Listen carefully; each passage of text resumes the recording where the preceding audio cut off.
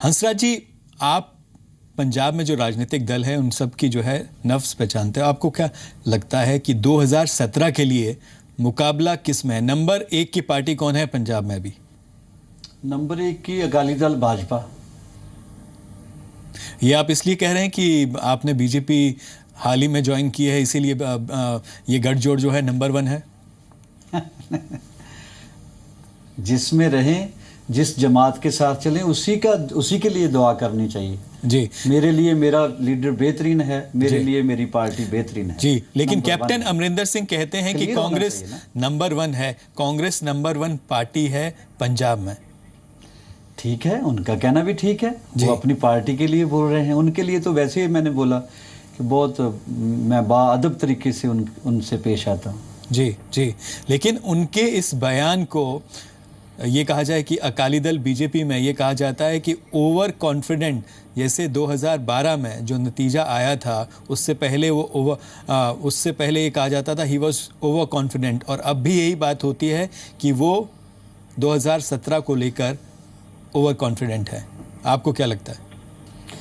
नहीं, वो बहुत क्लियर होते हैं, उनको सब पता होता है, लेकिन उनकी जो बनाई लिस्ट है, उनके जो मशवरे हैं, अगर मान लिए जाए फिर कांग्रेस का ये हाल नहीं होगा जी। अगर उनको टॉर्चर ही करना है, महीने से बैठे लिस्ट ही नहीं रिलीज कर सकते तो और क्या करेंगे? जी। अगर फतेह तो उनको हासिल होगी जो टाइम पे अपने शस्त्र साफ करके मैदान जंग में है। जी। हंसराज जी, अगर कैप्टन अमरिंदर सिंह, आप जो कह रहे हैं कि अगर उनकी बात मान ली जाए, उनके फैसले मान लिए जाएं, अगर उनकी बात कांग्रेस हाईकमांड और कांग्रेस में ये कहा जाए कि मानना शुरू कर देते हैं, और आपको भी कहा जाता है कि आप कैप्टन अमरिंदर सिंह आपको दोबारा से ऑफर देते हैं, तो क्या दोबारा कांग्रेस में वापस जाएंगे? नहीं, अब ये मेरी पार्टी, मेरी मर्जी के मुझे लीडर मिल गए हैं जी। अब मैं अच्छा नहीं लगता। सत्कार बना रहेगा, इज्जत बनी रहेगी, क्योंकि मेरी औकात ही नहीं है, कोई इतना बड़ा बंदा नहीं हूं मैं सबके बारे में कमेंट्स दूं। मेरे से बड़े हैं, बहुत बड़े लोग हैं वो। जी जी। हंसराज जी, अगर आपको भारतीय जनता पार्टी की तरफ से अमृतसर लोकसभा चुनाव या फिर विधानसभा चुनाव में उतरने के लिए कहा जाता है तो आप चुनाव लड़ेंगे? मैं जब से पैदा हुआ हूँ, होश संभाली है, मैंने संघर्ष किया है जी। संघर्ष ने मुझे फाइटर बना दिया है जी। वैसे तो मेरी ख्वाहिश है कि मैं लड़ूं ना लड़ाऊं जी। तो लड़ाने के लिए मैं बेहतर किरदार अदा कर सकता हूं जी। End of the day party की जो हुक्म है उसकी तामील तो करनी है, उनके हुक्म की। जी। तो मुझे जहां से बोलेंगे, जैसा बोलेंगे, जब सरेंडर ही कर दिया तो फिर उसमें ना नुक्कर क्या। जी जी। तो आप कह रहे हैं कि you are ready to face the challenge. अगर आपको ये कहा जाता है तो आप उस चैलेंज को लेने के लिए तैयार हैं? बिल्कुल।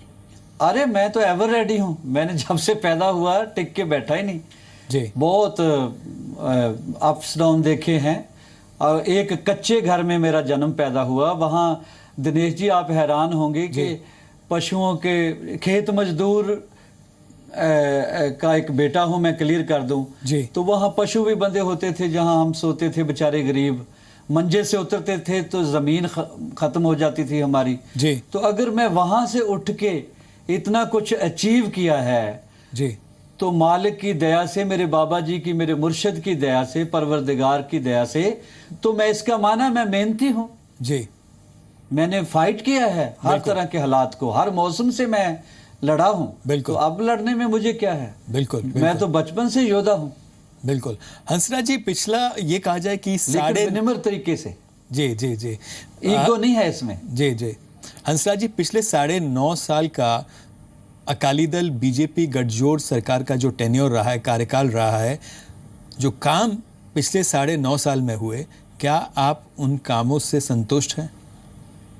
हाँ जी, काम तो हुए हैं, बहुत डेवलपमेंट हुई है जी। अभी मैं रात अमृतसर में गया था, दरबार साहब में गया नतमस्तक होने जी। आप वहाँ दिनेश जी जाइएगा कभी जी। आप हैरान होंगे, अजूबा बन गया है। यानी वहाँ थोड़ा इंडियन लोग साइड पे थोड़ी देर के लिए करके आप देखें जी। 2-4 अंग्रेज, तो आपको यही लगेगा कि आप रोम में घूम रहे हैं। जी। आपको ये लगेगा कि बहुत कोई क्लासिक सिटी में हैं और आप फॉरेन में हैं। जी फॉरेन की इसलिए मिसाल दी जाती है कि वहाँ की सफाई, वहाँ की बिल्डिंग की वो जो तरीका है, जी तो बहुत ही शाहकार बना दिया है। जी। फिर मैं भगवान वाल्मीकि महाराज, सृष्टि रचेता, रामायण रचेता, जी उनका उन्होंने वहाँ राम तीर्थ में बनाया, वहाँ गया जी तो क्या बात है, मज़ेदार। आनंदपुर साहिब है, बाकी सड़कें, फ्लाईओवर, काम तो बहुत हुआ है, विकास तो बहुत हुआ है। खैर जी, फिर विपक्ष क्यों कहता है कि पिछले 4.5 साल का जो कार्यकाल है इस सरकार का, इस गठजोड़ का, उसमें कोई बड़ा विकास का काम नहीं हुआ? नहीं, विपक्ष के ही क्या हुआ जो ये बातें ना करे। जी उस खेमे से तो यही बातें करेंगे तो वो थोड़ा एग्जिस्ट करेंगे, सरवाइव कर सकेंगे। जी उन्होंने तो करना ही है बातें। जी। हंसराज जी, आपको लगता है कि पंजाब की जो जनता है वो खुश है? और ये कहा जाए कि 2017 का जो चुनाव है, जब बीजेपी अकाली दल गठजोड़ चुनावी मैदान में उतरेगा, ग्राउंड ये कहा जाए तो जो ग्राउंड पे जो सिचुएशन है, आपको लगता है कि काम जो लोगों ने, आप कह रहे हैं कि काम हुए हैं पिछले 4.5 साल में, 10 साल में, कोई लोगों के बीच में कोई नाराज़गी नहीं है? अगर नाराज़गी थी थोड़ी बहुत तो उन्होंने बहुत मेहनत करके दूर करने की कोशिश की है। जी। और अभी ये जो मैंने गिनाए हैं काम, जी, इससे अनेकों काम हैं, बहुत सारे काम हुए हैं। जी।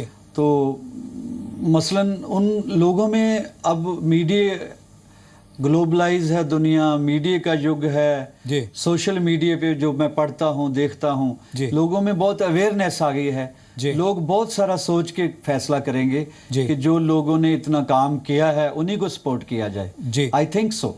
जी।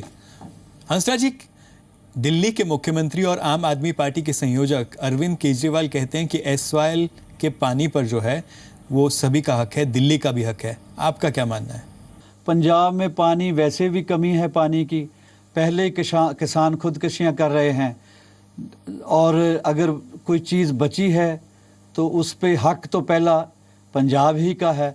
हाँ, मोहब्बत से कोई दे दे तो दे दे, धक्के से तो नहीं कोई अच्छा लगता। पहला हक पंजाब ही का बनता है। जी। एसवाइएल का हल क्या देखते हैं आप? क्या हल है एसवाइएल का इस मुद्दे का?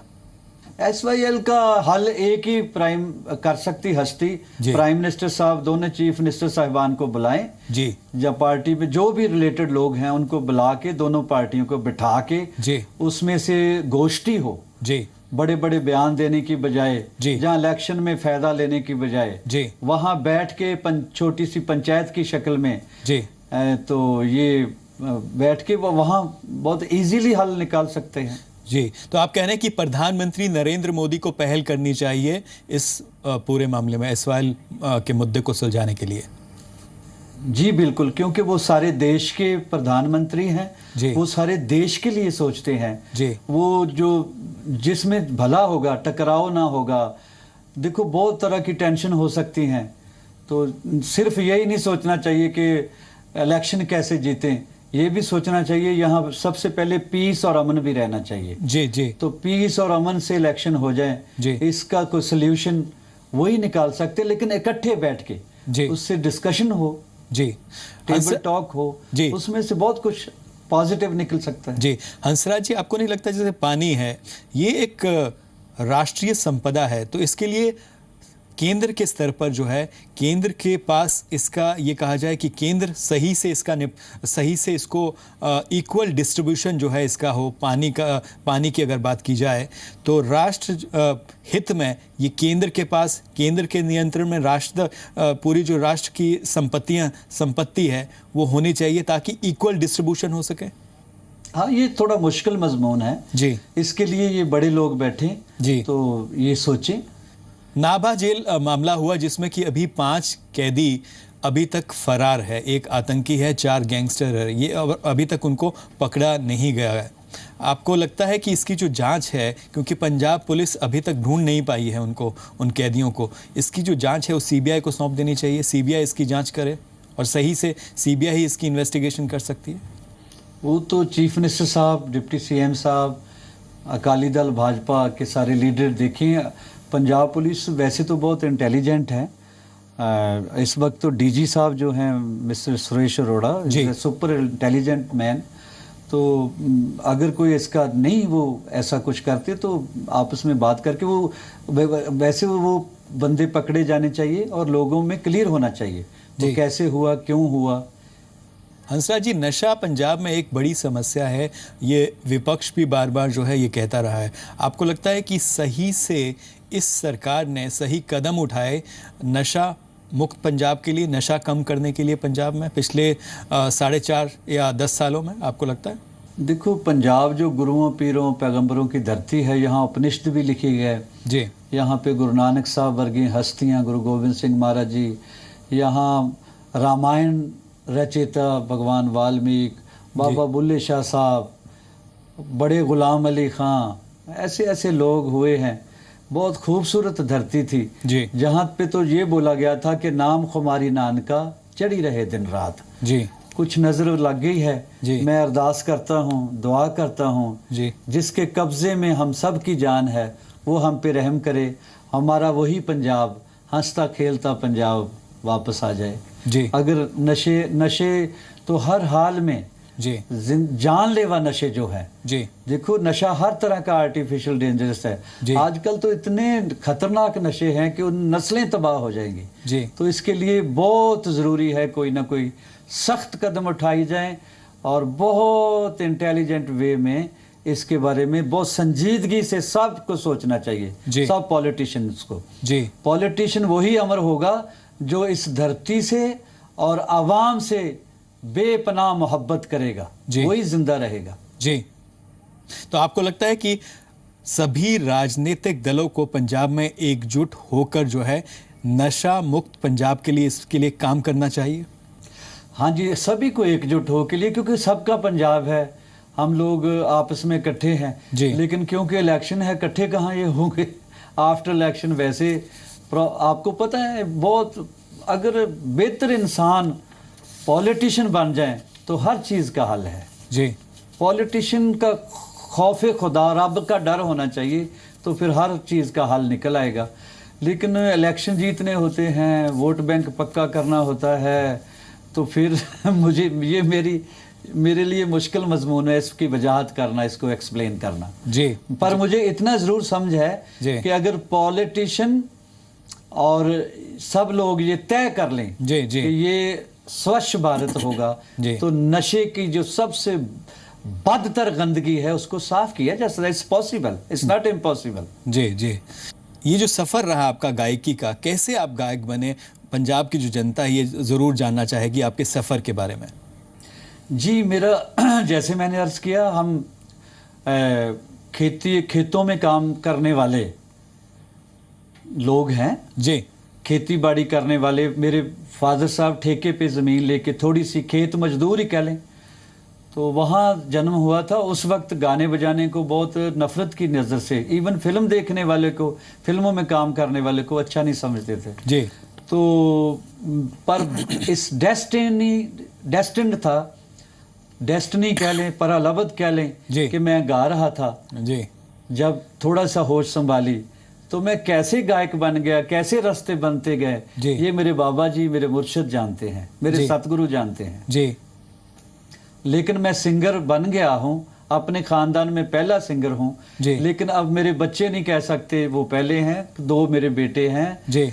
और दोनों ही एक्टर भी हैं, सिंगर भी हैं, क्रिकेटर भी हैं इवन। जी। जी। एक छोटा बेटा युवराज है, उसकी फिल्में आई हैं बहुत सारी, 9-10 फिल्में रिलीज हो चुकी है। जी। मेन रोल हीरो है वो। जी। बड़े बेटा नवराज हंस जी हैं, वो उनकी भी फिल्में भी आई हैं। जी। अभी हिंदी की, बॉलीवुड की फिल्में आई, उनमें गाते भी हैं। जी। ये जो CCL टीम है सलमान खान साहब के साथ, उसमें वो पार्टनर हैं। जी। तो इसीलिए तो मैं शुक्र करता रहता हूँ रात दिन। जी। शुक्र करता रहता हूँ मालिक का कि मैं क्यों मांगू किसी से, मेरे मालिक ने मुझे मेरे से छुपाया क्या है। जी। लोग जैसे आप होते वैसे ही हर बंदे को समझते हैं, वो शक करते हैं कि इस पार्टी में गया तो पता नहीं क्या मांगा होगा, उसमें गया तो क्या मांगा होगा। यार सारी पार्टियां अपनी हैं, सारे लोग अपने हैं। वहाँ भी मैंने मोहब्बत बांटी उस पार्टी में, उस पार्टी में भी, इस पार्टी में सिर्फ मोहब्बत ही बांटूंगा मैं, काम ही करूंगा। मुफ्त की मेरी बातें सुनो, गाना वाना भी सुन लिया करो। जी। आपने गाने की बात की, 2016 जो है वो जाने वाला है, 2017 आने वाला है, तो पंजाब की जनता, देश की जनता के लिए आप कैसे 2016 को अलविदा कहेंगे और आने वाला जो साल है 2017 उसका कैसे स्वागत करेंगे गुनगुना कर? कौल मिर्जा गालिब मैं अर्ज करूंगा कि अब तक तो बनाए हमने काले ताजमहल, देखिए अब की कोई जुगनू चमकेगा। देखिए अब की दीवानों को बुतों से मिलता है क्या, देखिए अब की दीवानों को बुतों से मिलता है क्या। एक नजूमी ने कहा, एक ब्राह्मण ने कहा, ये साल अच्छा है जी। नया साल आपको मुबारक हो, आपका नाम आसमां तक हो, नया साल आपको मुबारक हो। बहुत खूब हंसराज जी। हंसराज जी, 2017 में जो विधानसभा चुनाव, जी मैंने पूरी दुनिया में घूम के संगीत के जरिए पीस और अमन के लिए मैसेज दिए हैं। जी जी तो मैं इस बार भी नए साल की कामना करता हूँ जी, पूरी दुनिया में पीस और अमन रहे। जी हंसराज जी, 2017 में जो विधानसभा चुनाव है उसमें ज़्यादा से ज़्यादा जनता जो है अपने मत का प्रयोग करें, आप उनके लिए क्या संदेश देना चाहेंगे? मैं यही कहूँगा कि बाबा साहब ने संविधान लिखा, सबको वोट, जिनको हक नहीं था उनको भी हक हासिल हुआ। जी। तो पूरी हिंदुस्तान वासियों को, जहाँ जिस जिस स्टेट में इलेक्शन हो रहे हैं, उनको मैं ये कहूँगा कि चेक बुक नीली हो या पीली, चेक बुक नीली हो या पीली, दाम शोहरत हो या चांदी के चंद सिक्के, कह दो उनसे जो खरीदने आए हैं कि हर भूखा आदमी बिकाऊ नहीं होता। कह दो उनसे जो खरीदने आए हैं, हर भूखा आदमी बिकाऊ नहीं होता।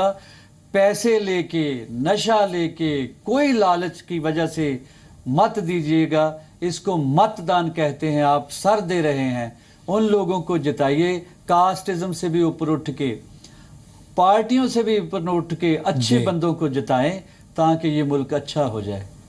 जी हंसराज जी, हमसे बात करने के लिए बहुत बहुत धन्यवाद और हमारी आपके साथ जी मीडिया की तरफ से आपको बहुत बहुत शुभकामनाएं। दिनेश जी, जी मीडिया का और आपका मैं बहुत शुक्रगुजार हूँ। इतना पॉपुलर शो है आपका, आपने याद फरमाया तो मेरी खुशनसीबी है। धन्यवाद। ये थे बीजेपी के नेता हंसराज हंस। आपको हमारी बातचीत इनसे कैसे लगी, आप हमको ट्वीट कर सकते हैं SDINESHAA पर। आप देखते रहिए जी मीडिया। नमस्कार।